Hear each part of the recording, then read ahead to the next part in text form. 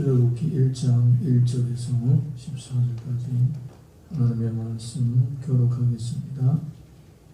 야곱과 함께 각각 자기 가족을 데리고 애굽에 이른 이스라엘 아들들의 이름은 이러하니 이사갈과 스불론과 베냐민과 야곱의 허리에서 나온 사람이 모두 70이요 요셉은 애굽에 있었더라. 요셉과 그의 모든 형제와 그 시대 사람은 다 죽었고 이스라엘 자손은 생육하고 불어나 번성하고 매우 강하여 온 땅에 가득하게 되었더라. 요셉을 알지 못하는 새 왕이 일어나 애굽을 다스리더니 그가 그 백성에게 이르되 이 백성 이스라엘 자손이 우리보다 많고 강하도다. 자 우리가 그들에게 대하여 지혜롭게 하자. 그릇된데 그들이 많게 되면 전쟁이 일어날 때에 우리 대적과 합하여 우리가 싸우고 이 땅에서 나갈까 하노라 하고 감독들을 그들 위에 세우고 그들에게 무거운 짐을 지워 괴롭게 하여 그들에게 바로를 위하여 굳곳은 미돔과 람셋을 건축하게 하니라. 그러나 학대를 받을수록 더욱 번성하여 퍼져나가니 애굽 사람이 이스라엘 자손으로 말미암아 근심하여 이스라엘 자손에게 이를 엄하게 시켜 어려운 노동으로 그들의 생활을 괴롭게 하니 곧 흙 이기는 기와 벽돌 굽기와 농사 여러 가지 일이라 그 시키는 일이 모두 엄하였더라. 아멘. 옆에 계신 분들하고 서로 인사하겠습니다. 새벽에 하나님이 도우십니다. 새벽에 하나님이 도우십니다. 새벽에 하나님이 도우십니다.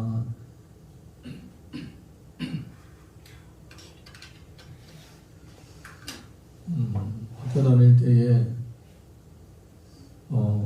선생님이 저를 꽤나 많이 좋아했습니다.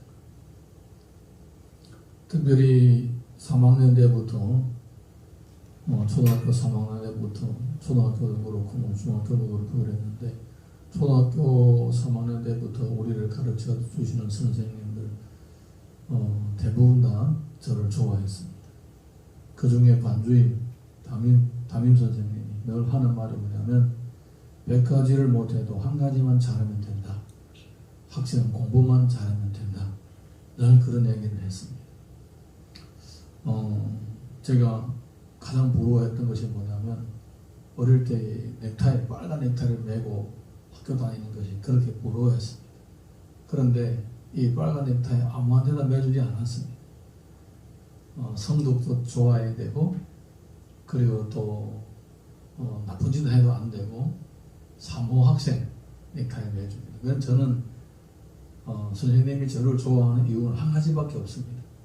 그러니까 사모 학생은 안 되죠. 못 되죠. 공부만 잘하고 다른 거는 다 못하니까. 체육 못하지. 그리고 또 애를 먹이지. 나쁜 짓 많이 하지. 예, 그러니까 넥타이 못 매죠. 당연히. 그리고 학교 다닐 때에 반에서 간부를 해본 적이 없습니다. 늘 부러워했습니다. 누가 간부합니까? 예, 사모학생들 간부하잖아요. 그래서 저는 그걸 못했습니다. 그런데도 불구하고 선생님은 항상 저를 좋아했습니다. 늘 1등하는 2등 했으니까. 그런데 그것 때문에 나중에 알고 보니까 그것 때문에 저를 싫어하는 사람들이 있었더라고요. 싫어하는 학생들이 있었더라고요. 저하고 굉장히 친한 반장이 있었어요. 반장. 학교를 우리 마을에서 떠나서 한 절반 정도 걸으면 꽤 마을이 있어요. 그래서 그 두 마을로 갈라지는 그 길목에서 만나가지고 늘 학교 다녔거든요. 반장이에요, 반장. 갈 때도 그렇고 올 때도 오다가 갈라지고 이는 저기 나는 이렇게 다녔는데 걔가 그렇게 나를 싫어했더라고요. 3년, 4년 동안 그렇게 친하게 지냈는데 저를 그렇게 미워했더라고요. 난 몰랐거든요.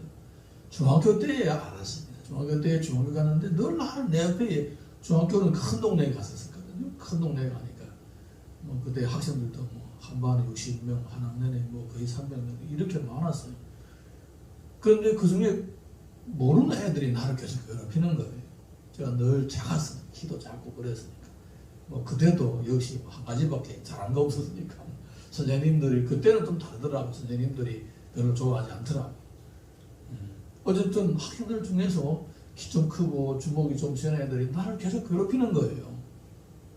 그래서 저는 그 애들을 해치는 것도 없는데, 근데 희한하게 또 나를 괴롭히는 애들이 있으면 또 날 편해주는 애들도 있더라고. 같이 뭐 이렇게 한편해주고 애들이 있는데, 근데 한 1년 지나니까 어떤 애가 나보고, 야, 내가 너하고 뭐 개인적으로 나쁜 일 한 것도 없는데 왜 너를 싫어하는지 아냐? 왜 그런데? 너네 그 같이 학교 다니는 그 애가 나하고 친한데 걔가 중학교 오기 전부터 나하고 말하더라고. 네가 오면 좀 괴롭혀 주라고. 전 놀랬어요. 네. 사람이 그렇더라고요. 꼭 이제 가까이 지낸다고 해서 진짜 서로를 위하고 친한 게 아니더라고요. 질투하고 시기가 들어가면 친구도 없고 가족도 없고 다 그래요. 네, 부부도 없어요.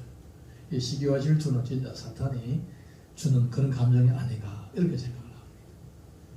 우리 성경을 보게 되면 이스라엘 백성들이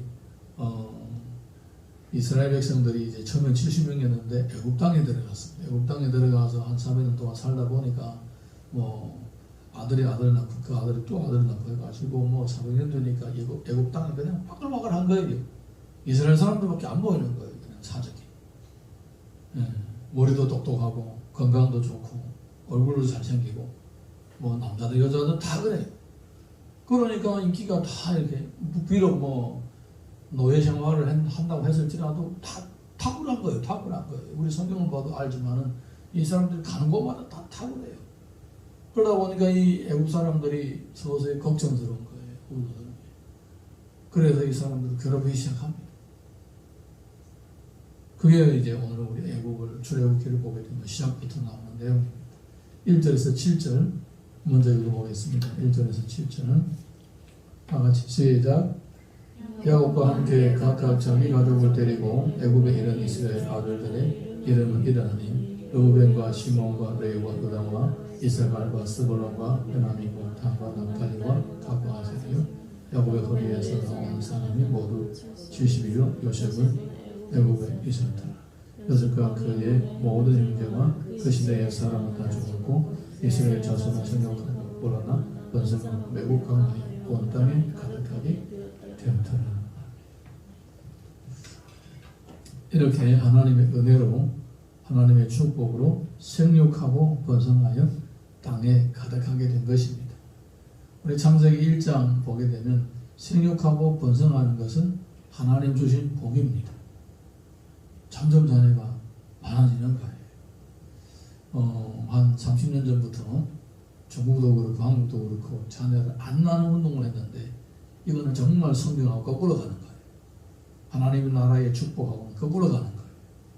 요즘에는 인구가 주니까 정부가 다 지금 걱정스러우죠. 중국도 그렇고 한국도 그렇고 걱정스러운 거예요. 이렇게 안 나면 한 30년, 50년 지나면 인구가 반 이상으로 준대요. 요즘에 인터넷 보게 되면 중국에서 어떤 내용이 나오냐면 중국이 만약에 인구가 4억으로 줄면 어떻게 될까? 이런 얘기들이 나오기 시작하는 거예요. 그 말이 뭡니까? 언젠가 4억이 된다는 거예요. 중국이 4억 되면 어떻게 되겠습니까? 모르죠. 모르죠. 4억이 되면 뭐 지금 중국에 있는 그 모든 재산을 한 사람이 3배씩 늘어날까요? 그건 몰라요. 예. 지금 GDP가 뭐 $10,000인데 그럼 $30,000가 될까요? 그건 모릅니다. 그건 모릅니다. 예. 중국이 이렇게 잘 살게 된 거는 인구가 많아서 그렇게 된 거예요. 많아서 노동력도 많고 싸기 때문에 중국에서 세계 공장이 돌아가니까 그렇게 부자가 된 거예요. 그런데 인구가 줄어봐요. 3분의 1로 줄어봐요. 어떻게 되겠습니까? 그건 정말로 모르는 일입니다. 사실은 생육하고 번성하는 것은 축복입니다. 나는 힘들어서 뭐 자녀를 하나밖에 못 키우겠다. 이거는 하나님의 축복을 거절하는 거예요. 사실 하나님의 축복을 거절하는 거예요. 이 얘기 나오니까 그런 건데 우리 둘째를 할 때에 하나님 앞에 참 너무나 감사한 게 이 아이가 나면서부터 우리의 삶의 전체도 아이 때문에 여러 가지 또 배려를 해야 되고 이러다 보니까 약간씩 생활 전체 패턴도 바뀌게 되고 근데 놀라운 것은 애가 하나 더 많아지는데 하나님의 주시는 이 축복도 더 많아지더라. 아이가 없을 때보다 훨씬 더 넉넉하게 생활하고 있는 거예요. 사실 너무나 감사한 거예요. 우리 옛날에 어르신들이 그런 얘기를 했어요. 애들이 태어나면 자기 먹을 걸 가지고 태어난다고. 그게 그냥 빈말이 아닌 것 같더라. 빈말이 아닌 것 같더라. 너무나 눈에 있는 현실을 바라보고 특별히 우리 예수님을 믿는 사람들이 하나님께서 한 생명에게 먹을 거 입을 거 주신다는 이 믿음이 진짜 필요하더라고요. 생육하고 번성한 땅이 가득한 하나님의 축복입니다. 할렐루야. 어느 정도였는가? 원주민들이 질투하고 시기할 정도였으니까 대단하겠죠. 8절에서 11절 이어서 읽어보겠습니다. 8절에서 11절 시작. 요셉을 알지 못하는 세왕이 일어나 애굽을 다스리더니 그가 백성에게 이르되 이 백성 이스라엘 자손이 우리보다 많고 강하도다.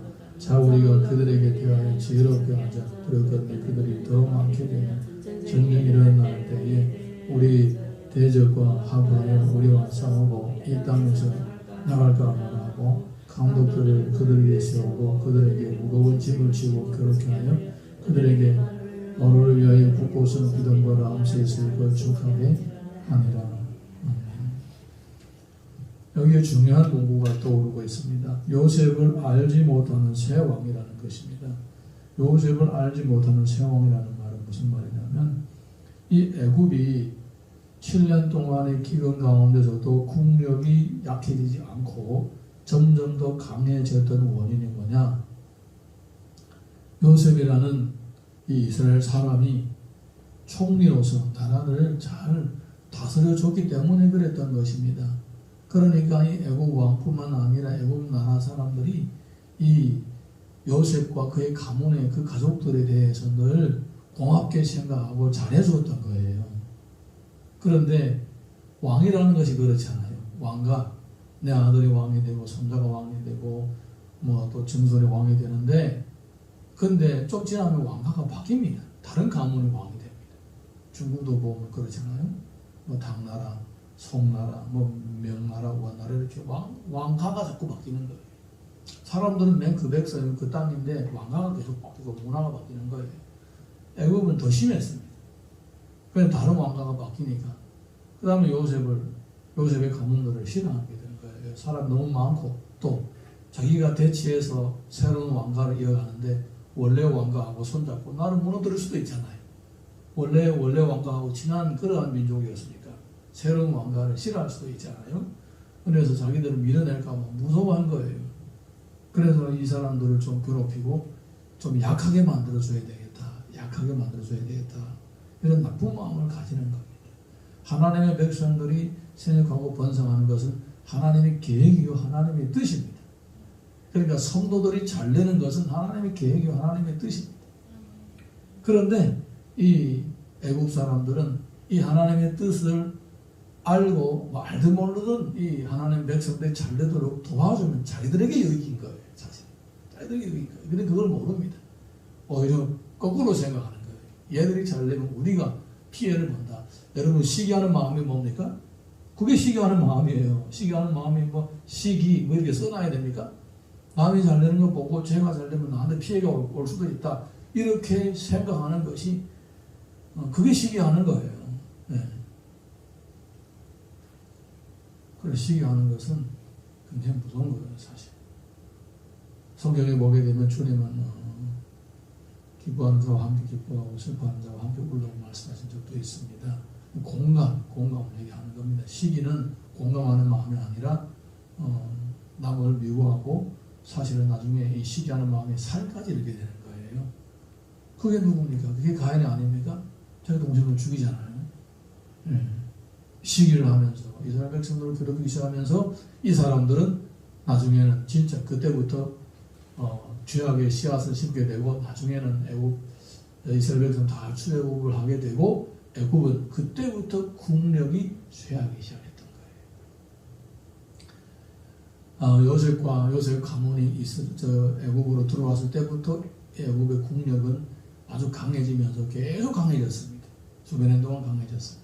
그런데 나중에 출애굽을 하게 된 후에 애굽은 지금까지 맥을 못 쓰고 있습니다. 옛날에 그 영화를 못 찾습니다. 예.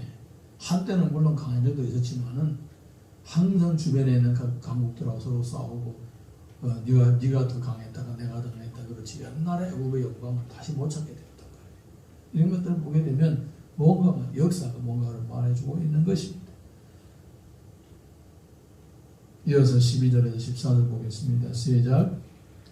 그러나 학대를 받을수록 더욱 번성하여 퍼져나가니 애국 사람이 이스라엘 자손으로 말미암아 근심하여 이스라엘 자손에게 이를 엄하게 시켜 어려운 노동으로 그들의 생활을 괴롭게 하니 곧 흙이기와 벽돌 굽기와 농사의 여러 가지 일이라 그 시키는 일이 모두 엄하였더라.